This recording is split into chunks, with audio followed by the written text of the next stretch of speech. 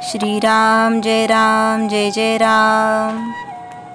संत विषयात देव पाहतात आणि आपण देवात विषय पाहतो। प्रत्येकजण भक्ती करीतच असतो, कारण व्यापक दृष्टीने पाहिले तर भक्ती म्हणजे आवड, परमार्थात भक्ती म्हणजे परमात्म्याची आवड असा अर्थ आहे। सर्वांना विषयाची आवड असते, तेव्हा सर्व लोक एकपरीने विषयाची भक्तीच करीत असतात। विषयाची आवड ही देहबुद्धीला धरून देहबुद्धी वाढविणारी आणि स्वार्थी असते।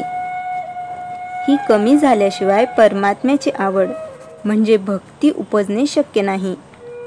याकरिता भक्ती मार्गातील पहिली पायरी म्हटली म्हणजे मोबदल्यारहित, निष्काम, निस्वार्थी परमात्मा स्मरण करणे, आणि शेवटची पायरी म्हणजे आपण स्वतःला विसरणे। देहबुद्धी विगलित होऊन ही होय। देहरक्षण परमात्म्याकरिता करावे। केवळ विषय वासनेकरिता जगणे असेल तर त्यापेक्षा मेलेले काय वाईट। जयंत्यादी उत्सव आपण करतो ते भगवंताच्या ठिकाणी प्रेम उत्पन्न व्हावे म्हणून। मुळात प्रेम नसेल तर ज्याच्यावर प्रेम असते त्याला आपण तो उपचार करतो, तो उपचार करून प्रेम आणायचे असते। प्रेम आणि उपचार यांचा अन्योन्य संबंध असतो। या उपचाराने भगवंताशी संबंध वाढतो आणि त्यामुळे भगवंतावरचे प्रेमही वाढते।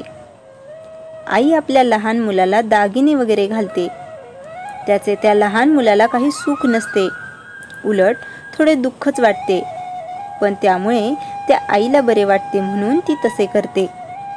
भगवंताला आपण दागिने वगैरे घातले तर ते स्वतः करताच होय। वास्तविक भगवंताला काय कमी आहे। संत विषयात देव पाहतात, पण आम्ही मात्र देवात सुद्धा विषय पाहतो। रामाची मूर्ती काय उत्तम घडवली आहे, देऊळ किती सुंदर बांधले आहे वगैरे आम्ही म्हणतो। आमची वृत्ती विषयाकरता बनली म्हणून आम्हाला जिकडे तिकडे विषयच दिसतो।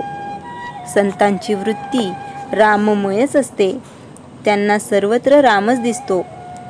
13 कोटी जप केला म्हणजे रामदर्शन होते असे म्हणतात। त्याचा अर्थ 13 कोटी जप व्हायला रोज 10-12 तास या प्रमाणात जवळजवळ 12 वर्षे लागतात। इतका सतत ध्यास लागला म्हणजे ते रूपच होतो। नाम कधीच वाया जात नाही। केव्हा केव्हा एखाद्याला दर्शन होत नाही तेव्हा त्याचे नाम दुसरीकडे खर्च झाले असे समजावे। मग ते विषय प्राप्ती करता असेल किंवा त्याचे पूर्व पाप घडत असेल। विषयाकरता नाम खर्च करू नये, नामाकरता नाम घ्यावे। श्रीराम जय जय राम। चैतन्यवाणी। नाम आपले सर्वस्व वाटले पाहिजे। श्रीराम जय जय राम। रामनवमीचे प्रवचन 2। रामचरित्र सर्वांग सुंदर आहे। रामाने पितृआज्ञा पाळली आणि सारे वैभव आणि सुख यांचा त्याग करून वनवास पत्करला। या त्याच्या थोर कृत्याचा वारंवार विचार करावा। केवढा हा त्याग, किती हा संयम, किती असामान्य पितृभक्ती, काय निर्लोभता, काय कर्तव्यनिष्ठा, या प्रत्येक गुणाचा विचार करावा आणि आपण तसे वागण्याचा प्रयत्न करावा। कोणी म्हणतील रामाचा काळ वेगळा, आताचा काळ वेगळा, पण तसे नव्हे।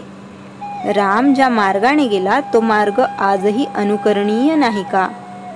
मातृपितृभक्ती, एक पत्नी व्रत, बंधुप्रेम, सहिष्णुता, निर्लोभत्व, अत्यंत प्रेमळपणा, शौर्य आदी करून गोष्टी आजही आदर्शभूत नाहीत का। सत्यनिष्ठा आजही मान्य आणि स्तुत्य नाही का। काळ वेगळा असला तरी नीतितत्वे सर्व काळी अबाधितच असतात, म्हणून रामचरित्र सर्वांना सर्व काळी आदरणीय होय। रामचरित्रात महत्त्वाचा भाग भक्ताच्या चरित्राचा आहे, म्हणून भरतादिक रामभक्त यांच्या चरित्राचा अभ्यास केला पाहिजे। रामायणात भक्ताची भक्ती अपूर्व आहे। रामाजवळून भरताने पादुका मागून घेतल्या. त्या पादुकांना साक्ष ठेवून भरताने अकर्तेपणाने 14 वर्षे राज्य केले. तसे आपण जर प्रपंचात वागलो तर किती आनंद होईल.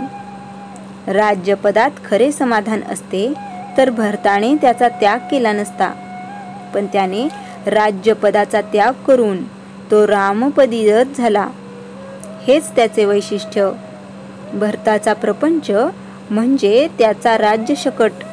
रामपादुकांना वंदन करावे, प्रत्येक गोष्ट त्यांना निवेदन करावी आणि रामस्मरण करून मग ती करावी, असा त्याने राज्यशकट हाकला. तसेच आपणही प्रपंच रामस्मरणपूर्वक करावा, रामाला साक्षी ठेवून करावा. तो सुखाचा होईल. संसार, जग, माता, पिता, जाया, पुत्र, घरदार हे सर्व माझे नसून रामाचे आहे असा भाव ठेवावा. पुत्र कलत्र माझे असे म्हणतो, पण खरोखर माझे असते तर त्यांच्यावर सत्ता गाजविता आली असती, पण तसे करता येत नाही. म्हणून हे सर्व भगवंताचे आहे हे पक्के समजावे. लक्ष्मणापेक्षाही भरताचे चरित्र प्रापंचिकाला जास्त आदर्शरूप आहे. 14 वर्षापर्यंत जर भरतासारखी भक्ती घडेल तर राम खास भेटेल. प्रपंच परमात्म्याचा आहे असे समजून केला तर तो बाधणार नाही.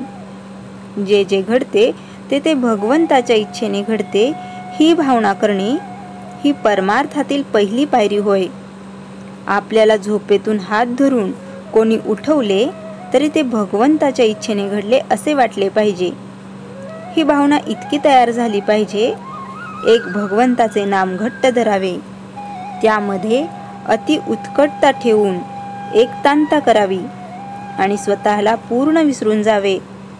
मी नाम घेतो हे देखील विसरून जावे. हाच खरा परमार्थ होय. रामाला अगदी विनवणी करून सांगा की, रामा, आता मी तुझा झालो. यापुढे जे काही होईल ती तुझीच इच्छा मानून मी राहीन आणि तुझे नाम घेण्याचा मी आटोकाट प्रयत्न करीन. तू मला आपला म्हण. श्रीराम जय राम जय जय राम. जयाच्या जनी जन्मनामार्थ झाला, जयाने सदा वासनामात केला. जयाच्या मुखी सर्वदा नाम कीर्ती, नमस्कार त्या ब्रह्मचैतन्य मूर्ती. श्रीराम जय राम जय जय राम.